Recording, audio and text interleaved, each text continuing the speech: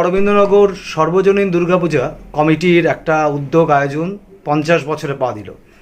এটার ইতিহাস একটা বর্ণাঢ্য এবং অবশ্যই সহজ সরল রৈখিক পথে এটা শুরু, এবং তার পুরনো দিনগুলোর কথা যদি একটু বলেন। উদ্বাস্তু কলোনিতে যে দুঃখ কষ্ট যন্ত্রণা, সেই দুঃখ কষ্ট যন্ত্রণায় একটু গভীরভাবে নিঃশ্বাস নেওয়ার সময় দেখতে দেখতে প্রায় 25 বছর অতিক্রান্ত হয়ে গিয়েছিল। আচ্ছা।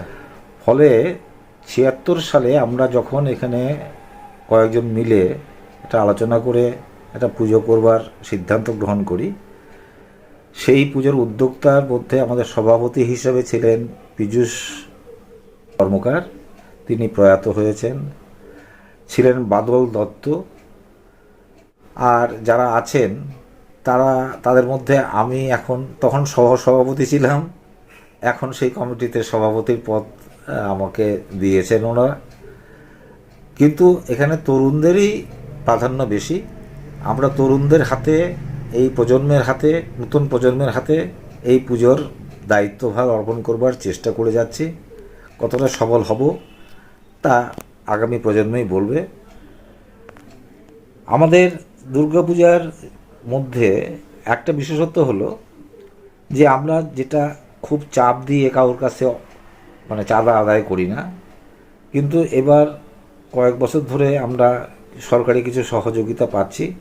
সেই সহযোগিতার কাজে লাগিয়ে এবং আমাদের সাধ্য অনুসারে তার সঙ্গে অর্থ যুক্ত করে লটারি, ছোটোখাটো লটারি করে এর মাধ্যমে অর্থ সংগ্রহ করে আমরা এই পুজোটাকে একটা ব্যাপক রূপ দেওয়ার প্রচলন চেষ্টা করে যাচ্ছি। এখন কতটা সাফল্য অর্জন করব আমরা, সেটা এখন দেখা যাক। এটাই প্রত্যাশা যে আমরা সফল হব। আমরা 100 বছর যে আগামী 100 বছরের যে পূজা যখন হবে, তখনও আমরা এইভাবেই আমাদের সাধ্যানুসারে প্রয়াস চালিয়ে যাব। প্রসঙ্গত স্যার জিজ্ঞাসা করি যে এই পূর্ব অরবিন্দনগর, পশ্চিম অরবিন্দনগর, মানে অরবিন্দনগর যেটা কলোনি বলছি, এটা কি পুরোপুরি উদ্বাস্তুদেরই একটা কলোনি, নাকি এর আগেও কারো ছিলেন কেউ? মানে 47-এর পর বলছি আমি। 47-এর আগে এখানে কিছু জোরদারের জমি জায়গা ছিল, বসতি ছিল কিছু না, সামান্য কিছু ছিল, এবং তার সেই বসতির কিছুটা অংশ এখন বামনপাড়ার, দক্ষিণ বামনপাড়ার কিছু অংশে লক্ষ্য করা যায়। এখনও তারা আছেন এখানে।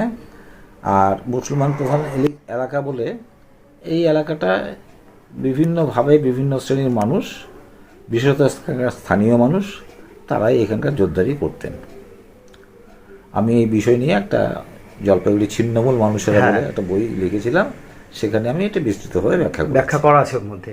মানে উদ্বাস্তুরা এসে এখানে ডেরা বাঁধলো, তারপরে এখানকার যে জনপদটা গড়ে উঠলো বলা যায়।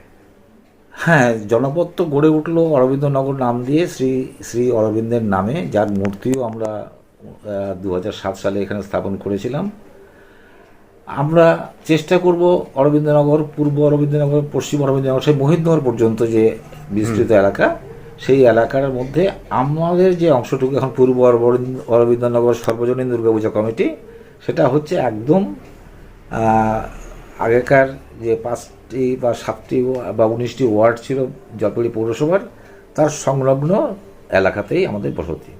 এখানে যে ঋষি অরবিন্দের মূর্তিটি স্থাপিত হয়েছে, এটা কবে হয়েছিল? 2007 সালে। এবং এই মূর্তি স্থাপনে আপনার একটা উদ্যোগ বা ভূমিকা ছিল, সেই বিষয়টা একটু বলুন।